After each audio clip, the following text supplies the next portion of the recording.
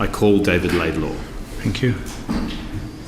David Laidlaw is the detective leading the investigation into William Tyrrell's disappearance. Would you take an oath or an affirmation? Certainly. He's tall and heavy-set, with white hair and a thick white moustache. And your occupation? I'm a Detective Chief Inspector. And you're with the Homicide Squad? That's correct. Thank you. David's what you might call a veteran policeman. You've been with the force since the late 70s? That's correct. Meaning he's been a cop for longer than I have been alive. And you've been a detective since 1988? That's correct. And he's been a detective investigating serious crimes since I was in primary school and still getting pocket money. And you joined the Unsolved Homicide team in 2017, is that right? That's correct. His job today is as investigation coordinator of the New South Wales Police Unsolved Homicide team. Roughly 40 detectives whose job it is to go back over cases that others couldn't solve and solve them. Every one of those cases represents a grieving family who might have waited decades for an answer. New South Wales Police has around 800 unsolved cases on its books, although the numbers are a bit uncertain. And you say that as at the date of your statement, there were 829 of those cases? Yes, that's correct, yes. The figures provided by the New South Wales Police as at yesterday for that period is 790. Yes, I can't assist now. Do you know what's happened to those 39 files? No, I don't, no. He should know. That's why David's being questioned by this Special Commission of Inquiry held last year to investigate the police response to specific hate crimes. Because it's his job to oversee the review of those unsolved cases. The way it works is another cop takes a first look at the file, called a triage. They then report to David, who decides if the case will be formally reviewed. Only then can it be reinvestigated. And all of this can take weeks, or months, or years. 213 have not yet been triaged. No, with that figure, it should be 125. I see, so the 213... That's 125 possible unsolved murders the Unsolved Homicide team have never looked at. Some of those cases may be decades old? They could be, yes. The Unsolved Homicide team was established back in 2004, but the triage is just the first stage of their work. Now, according to these figures, there are 291 cases where it appears at least that no review has been completed. That's correct.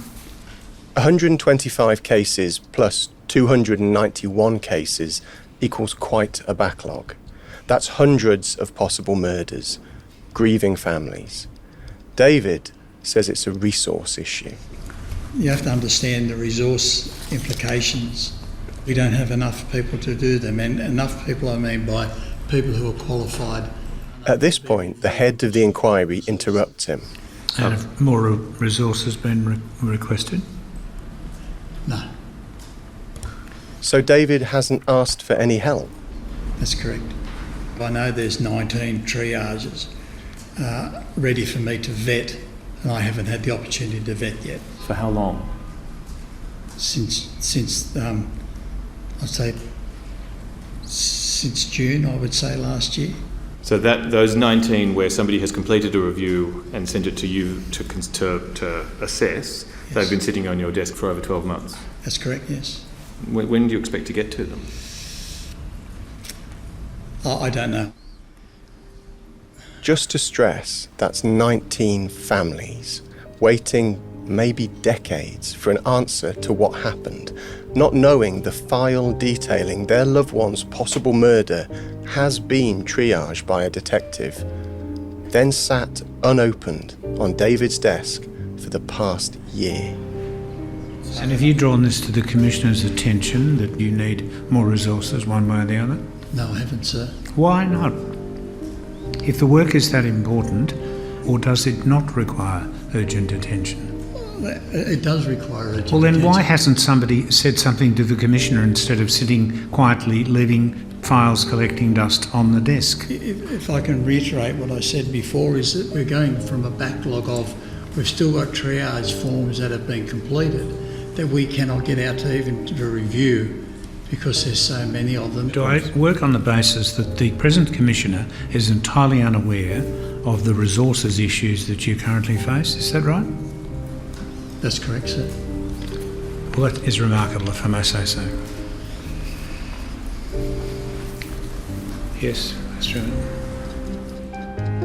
The inquiry's final report said it is difficult to see how these resource issues could provide a justification for Detective Chief Inspector Laidlaw to fail to perform his own function in relation to these 19 cases.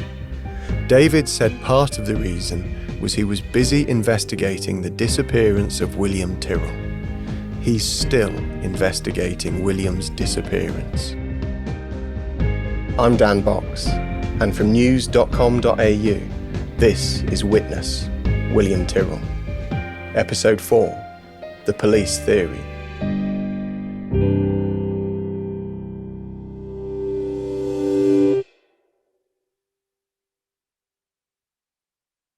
Those 19 files David Laidlaw's not had time to open, and the 19 grieving families they represent, I can't help but see them as part of the fallout from the investigation into William's disappearance.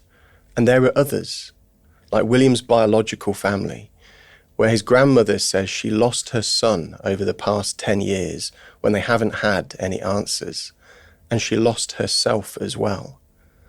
David is still working to solve the case, though, and the police have now set their sights on William's foster mother. Where are we? This is the house where William went missing. So Nina, who's the producer on this podcast, and I have come to the house where William was reported missing to try walking through the police's theory of what happened to him. So this is what the police now think happened to William. Yeah. And we've pieced this together from the cross-examination of their new suspects in the New South Wales Crime Commission and the cross-examination of one of the detectives investigating William's disappearance in court.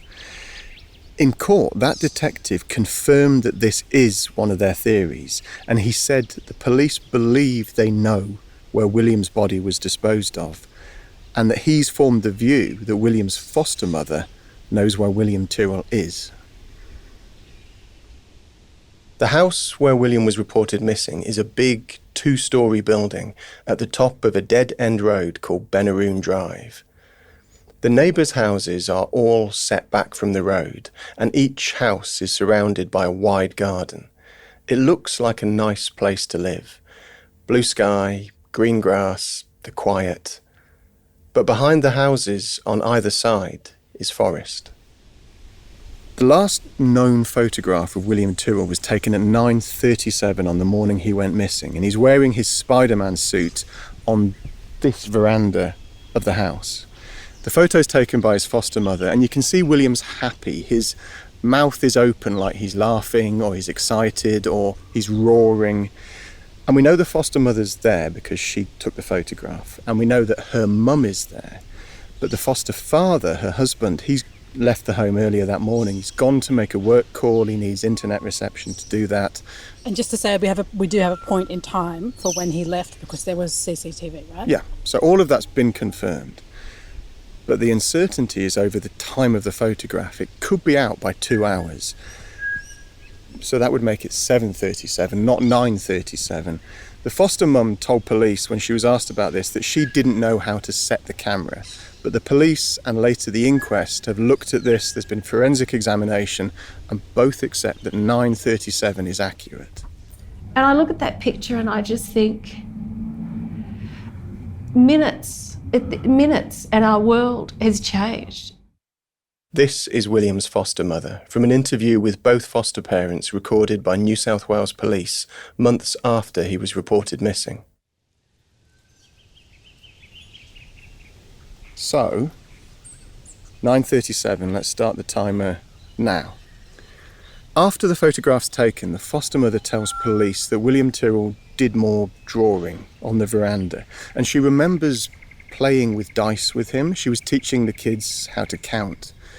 And William's sister came over and she wanted to join in, and William withdrew. So that's all his foster mum's account. She's told police that William then got bored and he tried different activities, including a game that they called Daddy Tiger. So William was roaring at the grown-ups. But the foster mother tells police that at some point, William Tyrrell jumped down off the deck on his own.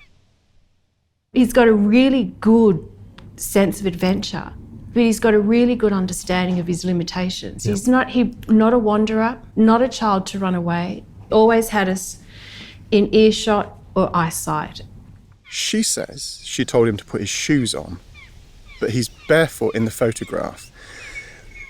But the thing is, there's been a whole bunch of controversy about this photo. There's been headlines in the newspaper about did he have shoes on, didn't he have shoes on, and does that mean somebody is lying? The foster mother says she told him to put his shoes on because there might be bindies in the grass. Yeah, that's a bindi right there. There's a bindi? Yeah. So that was the argument that was made, that there weren't bindies. There was a whole bunch of controversy online and in the newspapers about whether or not it was bindi season. We're at the house. And there's a bindi. And it's that time of year, so... So, look, the long and the short of that is I think it's all irrelevant. William could put his own shoes on, and his shoes had Velcro straps, so whatever the foster mother said, he could have put shoes on at the time. William is said by his foster mother to have jumped down off this veranda and run off around the corner of the house. He's running up and roaring and running away, and she says she asked William, "Can you see Daddy's car?" Because his foster father was due to come back at any moment. He's not a kid that would just run into something and he would stop and think. He would consider what he would do before he would do anything else. Smart little boy. Yeah. Yep. And he'd stay within distance, knowing how far away he was from us. And the foster mum remembers that her tea was hot, and she remembers drinking some of it, and she remembers hearing William roar. And then she told police, "I hear nothing." I can't hear him. Why can't I hear him? And I walked around, seriously, it was just 2 metres, 3 metres away from where we were sitting. And I've just walked out and I just see nothing. And she goes round the corner of the house. I don't know if she's on the veranda or if she's on the garden next to it. But she's moved around the corner of the house so she can see down the slope from the back of the property. And I'm yelling out, "William, where are you? You need to talk to Mummy. Tell me where you are. I can't see you. I can't hear you. Where are you?" And she says she remembers standing there just staring into space thinking, why can't I hear him? Why can't I see him? Why can't I see the red through the bushes down there? So the red is the Spider-Man suit that we know he was wearing because it was in that photograph. And she says she goes back to her mum and she says, "He's not here. William's not here." Now, this is where we start to lose the timing. She tells the police that the gap between the photograph being taken of William and her going to look for William was maybe 5-10 minutes. But she's questioned on this at different times by the police and she's inconsistent on exactly how long it was. And at one point the police actually ask her, they say sometimes 5 minutes doesn't always feel like 5 minutes, which is fair. And she accepts that. So let's say 5 minutes for playing the dice, for William getting bored, for running off and back, for playing Daddy Tiger, being told, "Can you see Daddy's car?" and the foster mother realising she can't hear him. So the minimum estimate that she gives, so 5 minutes. If the photo was at 9:37, it's now 9:42. And on our timer, we've been 6 and a bit minutes. But the police theory is that William went round the other side of the house and fell off the veranda here. And that at this point, the foster mother found William's body in these ferns and the foliage around under the veranda, that he was dead. but she makes a snap decision to hide his body. Now, for that to happen, for the police theory to be right, a lot has to happen very quickly. The foster mum has to walk down here, find William's body. And react quietly enough that no one in the neighbourhood hears it or reports it. Because we know it's a quiet street. You can hear it's a quiet street. So there's no audible reaction that either her mum or William's sister notice. She has to decide not to call for help. So that's a very quick decision. There's no 000 call at that point. And she has to decide to hide William's body rather than seeking any kind of medical attention. And William's sister is also in the house, so she's 4. The foster mum has to decide whether to bring her mum and William's sister into the conspiracy and get them to lie with her about what's happened to William. Or avoid them finding out that anything has happened. So William's sister, who's 4, is interviewed more than once by specialist detectives, and she gives the same version, which is that William is playing Daddy Tiger. So if it is a conspiracy, William's foster mother then has to pretend to look for William herself. She has to convince her own mother what happened. The foster mother later tells police that she runs around this garden, and the foster mum's calling out, "I can't hear you. I need to see you. I need to hear your voice because I can't see you. I can't hear you. Where are you?" And he was nowhere. And at some point, according to the police theory, she walked up to the carport just here around the house.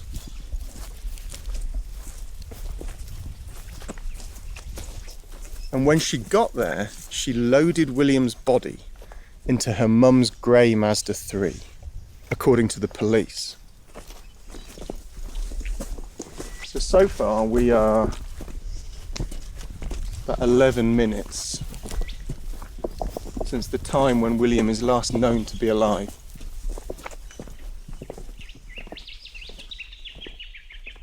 Okay, William's foster mother has always denied any involvement in his disappearance. So at this point, it's worth stepping back and asking, who are the police coming up with this theory? William's disappearance is currently being investigated by detectives from the New South Wales Police Unsolved Homicide Team. It's part of the bigger homicide squad, and it exists to go back to those old cases that weren't solved the first time, to see if anything was missed, if any mistakes were made, or if new technology, particularly DNA, could lead to a breakthrough. And these are serious cases, possible murders. So the detectives working for Unsolved are expected to be good. But their work is not perfect. In 2013, the year before William went missing, New South Wales Police discovered evidence relating to 22 unsolved homicide cases sitting in a basement. No one seemed to know it was there. That led to the then senior officer on the Unsolved Homicide team to write a damning internal report on just how much evidence was missing, scattered, misfiled, or lost. The report was confidential at the time. It's marked for official use only. It said one search recovered 8 entire pallets of evidence that had been, quote, improperly stored. Many of these items may relate to unsolved homicide cases. Many of these poorly secured items included homicide victims' clothing, post-mortem and crime scene specimen swabs, meaning detectives today didn't know what was missing, and DNA analysis had not been carried out.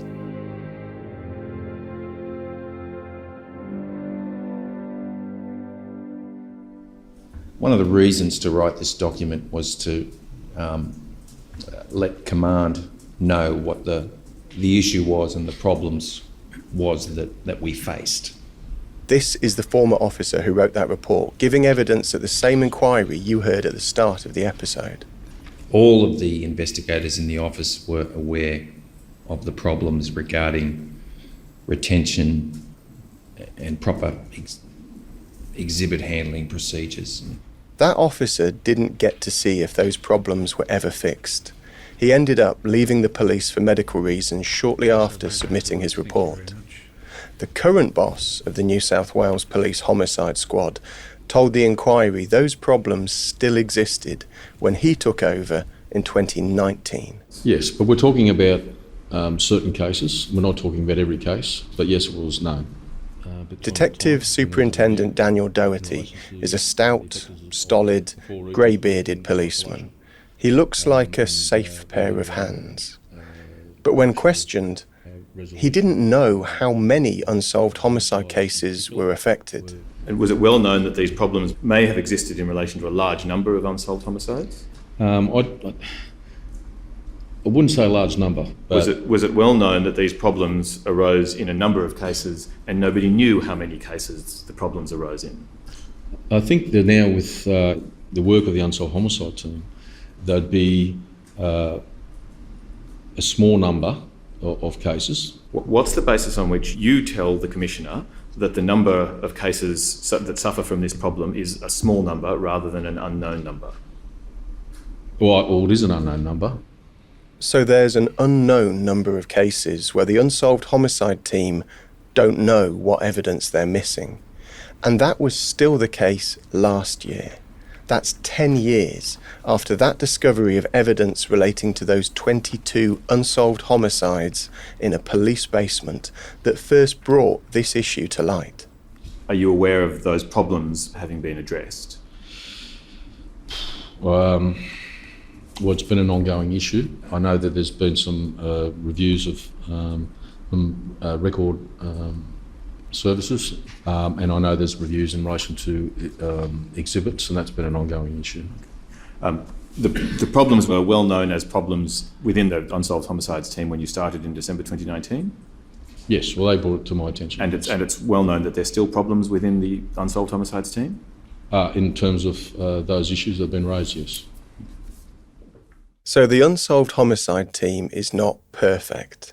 There's problems with record keeping, missing exhibits, and an inability to fix those problems over a whole decade. But that itself doesn't mean that the investigation into William's disappearance has faced the same problems. Back to the police theory that William's foster mother drove his body away from the house in her mother's grey Mazda 3.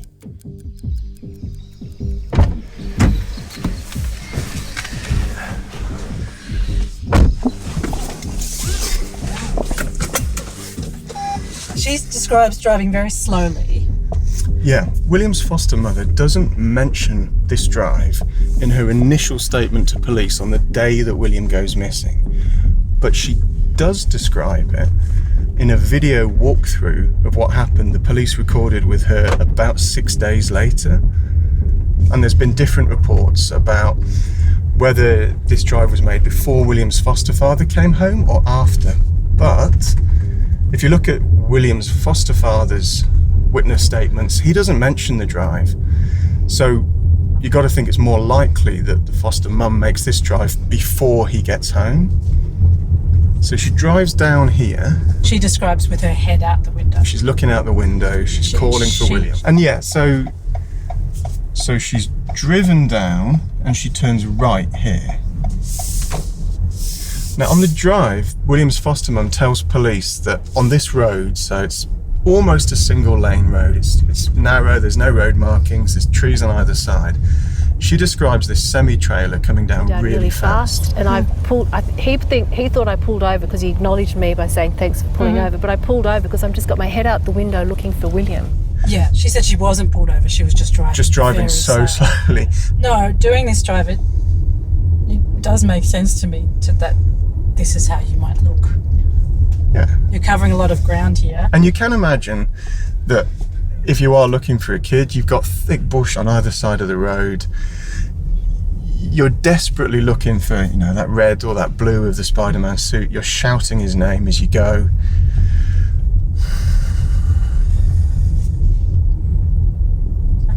It's a panicked response. Like, this isn't you're not in your rational mind if you're looking for a kid, but equally you're not in your rational mind if you're trying to cover something up. But she gets here, and according to the foster mother, she stops, And I get to the riding school and I just think, he's not here. So this is the corner of Batar Creek Road and this dirt track that's called Cobb and Co Road. So this is where the police are alleging the body could have been left. Yeah. But they've specifically called out this location. Specifically in court, they have suggested the body of William Tyrrell was left here. But if you get out, have a look.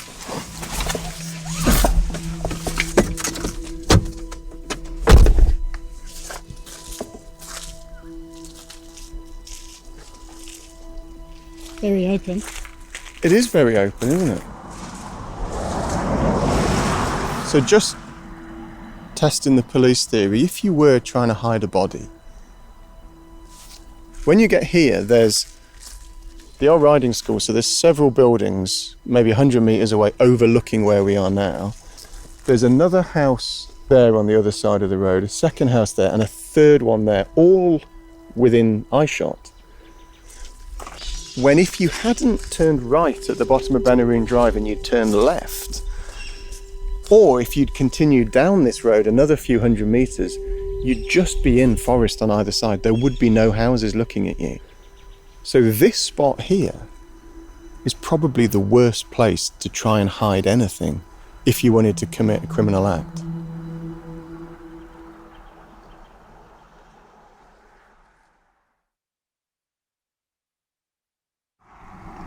If we're working on the theory that this drive occurs before the husband comes home. Yeah, and which seems most likely. It does seem most likely. If we're working on that theory, we don't have much time to bury a body. And also, like, to be blunt, burying a body is quite hard work. And there's no suggestion that there's any digging tools in the car. So the best you're going to do at this point, if you are hiding a child's body, the best you're going to do is carry it. Also, she's panicking. And maybe panicking explains why you'd pick this spot, which is in sight of several houses. But if you had stopped here and you tried to hide something,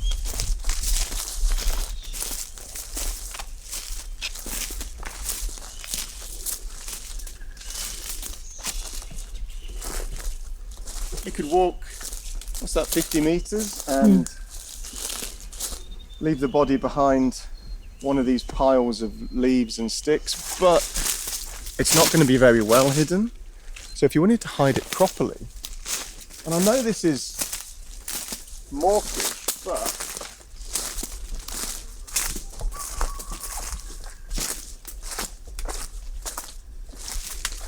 So it gets very unwalkable very quickly. yeah. If you wanted to hide something as obvious as a child's body In a bright red outfit. in a bright red outfit, you'd have to go another 10 metres maybe into the bush, and that's hard walking. And you're carrying a body. You're carrying something that's heavy. Yeah. So, but maybe you do it. It's not impossible. No. But either way, You notice the flowers. yeah, I'll show you what this is actually. This rake is a memorial left by the police when they did the big forensic search just a few years ago. And it did have this message on it: we will never forget him. It's hard to read now, and there's a date, but it's a memorial left by police who, when they came down here, did search this area. They ripped the bush apart, they dug up tons of soil. They were using tools like this to just scrape through everything. And if they found anything, they've never made it public.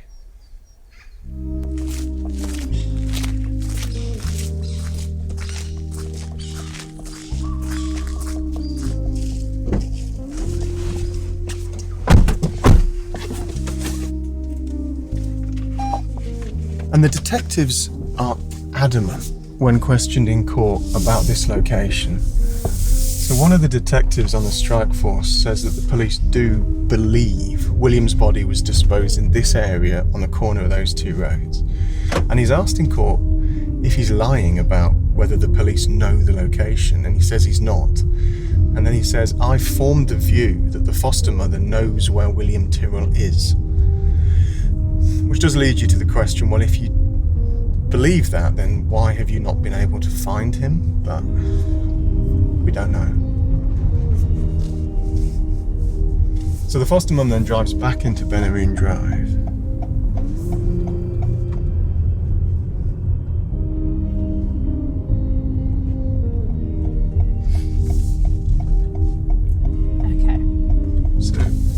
She says she drives up here. She says she tells police, she brings the car back up and she just runs out and she looks for him again and she's running around. So how long have we been? We've been 26 minutes. So if William was last seen at 9:37, that's about 10 o'clock now. Yeah, but you're discounting there all the time playing. Yeah, Having a cup of tea. We know that at about 10:30, William's foster father sends a text to his foster mother saying, "I'll be home in 5." Yeah, and he is home. And he is home. Within 5 minutes. But the foster mother deletes that message. So at the time when she's on her evidence running around looking for William, she deletes the message from William's foster father. Now she tells police that that's habit. She just deletes messages as they come in. And it is true that other messages on her phone are deleted. And there's a part of me that gets that. I delete emails as quickly as I can. And she is, from personal experience of her, she's a really organised, a really efficient person. Does it mean anything that she deleted that message? If the police theory is right and she's at this point involved in a conspiracy to dispose of William's body, what does she gain by deleting that message? Hard to tell. And I think also hard to read too much into the actions of someone under extreme stress. Either way. Yeah. Because on the police theory, she has to decide in that moment whether or not to bring him into the conspiracy. Either, if the police are right and she is trying to hide the fact of William's death, she has to decide very, very quickly whether she is going to lie to him that William has just disappeared, or tell him the truth and convince him very quickly to lie with her. The husband gets home about 10:33 or soon after. He arrives home where we are now and he pulls into this driveway here, and the foster mother walks towards him from the veranda area, so that side of the house there, and she asks him, "Have you seen William?" And the foster father's response on his evidence and her evidence is that he says, "What are you talking about? Why would I have William?" The foster mother tells her husband that William's missing, and he takes off. I then said, "Where is he? Where's he gone?" She said, he was here 5 minutes ago. Here 5 minutes ago. Yep. She said, "I can't find him." I was calling his name. William, come on, William, where are you? She said that he was last seen around here. Yep. But I thought, okay, well, you know, if he was down at the road, you possibly would have seen him. You've checked that dollhouse over there? Yep, absolutely. Went through there, went underneath their house, went around their house, went in there, because they weren't home. Yep. I went in their carport. So he's running all around there, and then he's running in wider and wider circles up and down the street here. Mm-hmm. And he says he kept coming back to the house to check for any updates. So has William come back? Yeah. They've got a caravan in there that's all locked away. I went in there, I checked under there. And that was locked? Caravan was locked, yeah, absolutely. And I was looking in everything I possibly could. I then couldn't find him. I then found there's a walking trail, or a trail that leads to the cemetery. Mm-hmm. I followed that. You know, I was still looking for things on the ground, if there's something, you know, might have lost a shoe or something like that. You were yelling all this time? All the time, okay. Yelling for him all the time. I remember when I've lost, even for a moment, one of our kids, it's like the whole world is shaking. It's that much emotion, it's that much adrenaline and panic, so I can imagine him running literally up and down this street looking for William. But then about 10:40, so just over an hour after that photograph was taken, the foster mum, she runs down the road here to a neighbour's house, asking if the neighbour has seen a little boy in a Spider-Man outfit.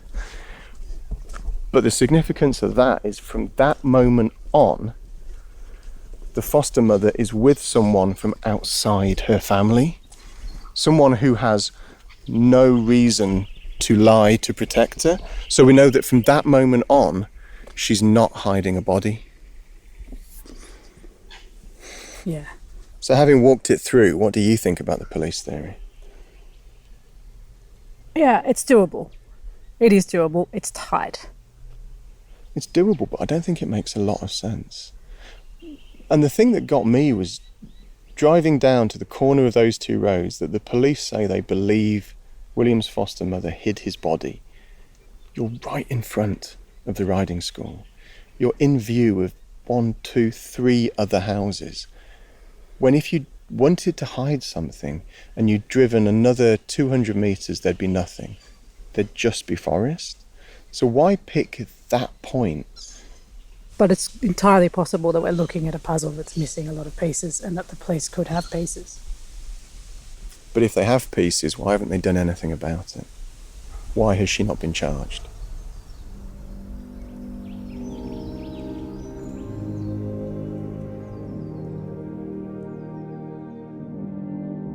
The one person who does know what other puzzle pieces the police hold is the man leading the investigation, Detective Chief Inspector David Laidlaw. He took over more than 5 years ago, so back in 2019, which was months after the public announcement of a separate plan to overhaul the way the Unsolved Homicide team deals with its backlog of cold cases. It was announced in an exclusive story in Sydney's Daily Telegraph newspaper that promised that every murder mystery to have baffled New South Wales police in the past 40 years will be revisited in one of the biggest ever shake-ups of cold case homicides in the state. The paper said that cases that could be solved would be prioritised. And another internal police report, also marked for official use only, said the officer in charge of the process would be David Laidlaw. There was a time frame given of 3 months for the review to be undertaken. However, we identified that some matters had been out there for 3 years. And in the last 5 years since the 2018 system was introduced, there are still 125 that have not been triaged and 291 that have not been reviewed. And that number of cases that have been neither triaged nor reviewed, they may include cases from the 70s and 80s. They could do, yes. And at the moment, is this the case? The review committee receives 5 to 10 reviews every 3 to 6 months.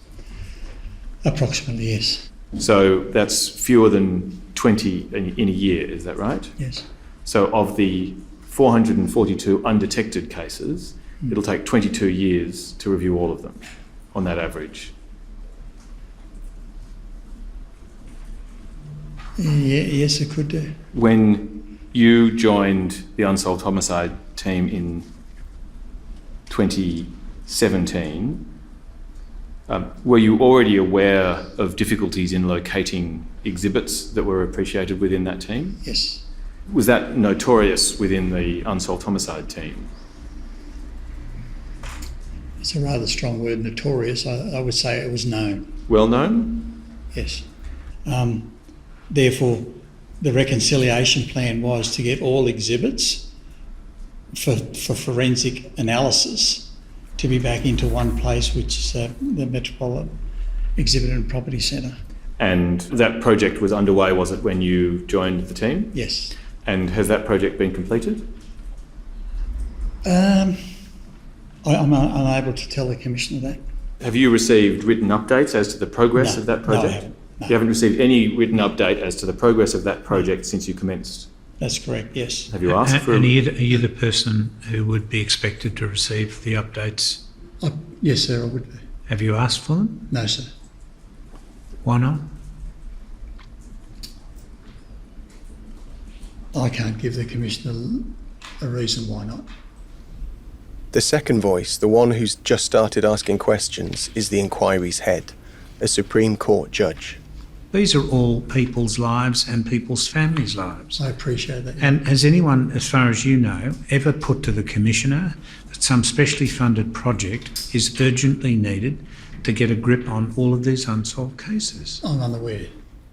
David says he does know requests for missing exhibits from unsolved cases were sent out to different parts of the police force. That happened in 2017, so 7 years ago now. Where are the replies kept? I don't know. Is somebody? They would be on what we call our record management system. Is there someone responsible for collating the replies and reviewing them? Well, I suppose the responsibility now rests with me. But you haven't conducted that exercise? No. Have you taken any steps towards reviewing the responses that have been received? No, I haven't, no. The physical exhibits are, of course, critically important to unsolved homicides. Of course they are, yes. Thank you, Commissioner. Thank you. All right. I'll adjourn till 10. Thank you. To be honest, I struggle to get my head around what David's saying. Unsolved homicides are real people, real grieving families. But New South Wales Police is missing exhibits, missing documents by the pallet load. And the detective in charge of going back through all these cases says he doesn't know basic things, like where they keep replies to requests for information, or what's in those replies, or how big the problem really is. I get David Laidlaw's busy. Among other things, he's running the investigation into William's disappearance. But the record of the New South Wales Police isn't actually perfect there, too. If the current police theory of what happened is William's foster mother drove his body away in her mum's grey Mazda 3, then surely it's a problem the police at the time didn't examine that car until the 20th of September 2014, 5 days after William was reported missing. I'd like to ask David about all of this, but I've been told no. Instead, New South Wales Police have given us a short written statement saying police are, quote, unable to provide comment or interviews as the matter is before the coroner, meaning the inquest into William's disappearance, which is due to start again next week. So if anyone out there is thinking, I might have gotten away with this, what's your message? They haven't. Though that didn't stop David giving this interview to Sky News in 2021, when the inquest was also ongoing. We'll continue with this investigation as long as it takes. Do you believe you know who the person is? We believe we can identify who it may be, or the circumstances of him going missing, yes. You know what happened, don't you? You know who it is, don't you? We have thoughts about what occurred to William, yes. There's a range of thoughts of what happened to him, yes. And who was responsible? Yes. We started this episode talking about the lives that have been damaged so far by the police investigation, the families of those 19 cases where reports have sat on David Laidlaw's desk for a year unopened. Right now, other lives are at risk of harm also. Because today, only one of two things can be right. Either the police theory is correct, and William's foster mother disposed of his body and has deceived everyone over the past 10 years, when she's been publicly campaigning for more attention, not less, on this case. Or the police are wrong, and William's foster mother has been wrongly and tragically described as a suspected criminal in front of her friends and family and the entire country. That's the reality of unsolved homicide investigations. The stakes are very, very high. And which of those two theories has evidence to support it might become clear next week, when the inquest into William's disappearance resumes its public hearings. And we will be there, reporting on what happens in the next episode. Because one thing walking through the police theory with Nina has made obvious to me is you don't know what you don't know.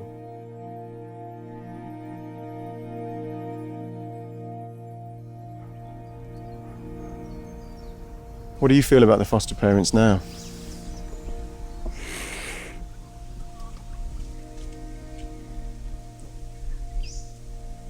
In that timeline, for the police theory to be true, you'd think you'd have to be a psychopath to be able to react that quickly. Because at the very least, you are seeing a child's body, deciding not to seek help, picking that child's body up, hiding it, and then driving away to hide it further, with the intention, almost certainly, of coming back to move it again because it wasn't found. Breaking down, sobbing in front of other people. Including the people who know you best, your mum, your husband, William's sister. The other alternative is that William's foster mother sits her mum down and says, this is what's happened. William has died and we need to hide that fact. And she deals with her mum's grief, shock, horror, and turns that into a willing conspirator. Then she does that again with William's 4-year-old sister and turns a 4-year-old child into someone who will convincingly lie to police more than once for several years. And then she either lies to her own husband, and has done for the past 10 years, because he's defended her when examined by police, or she also convinces him. And at that point, you've got 4 people hiding a secret without cracking for a decade. Yeah. Under extreme pressure. Yeah.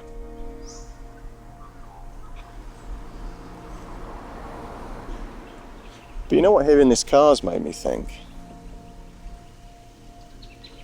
Like, it's so obvious when a car drives up here, because there's no other traffic, that the other option is that someone takes William and drives off with him. And listening to that, would somebody not have heard?